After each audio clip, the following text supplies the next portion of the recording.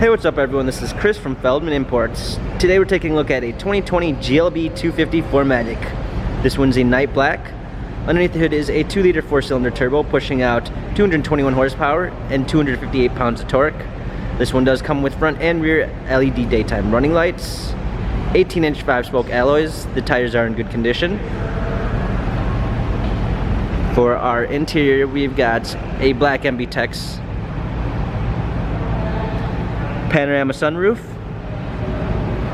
This one does come with an optional 3rd row seating. Come around back, we've got our GLB 250 4MATIC badging, power liftgate, set of all-season floor mats, fold down 3rd row seats, cargo cover.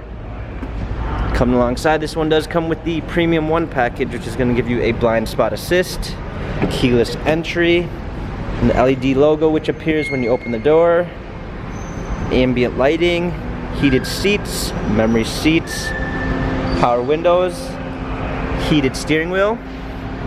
Hopping in, we've got our touchpad steering wheel controls with Bluetooth capabilities, paddle shifters for extra performance.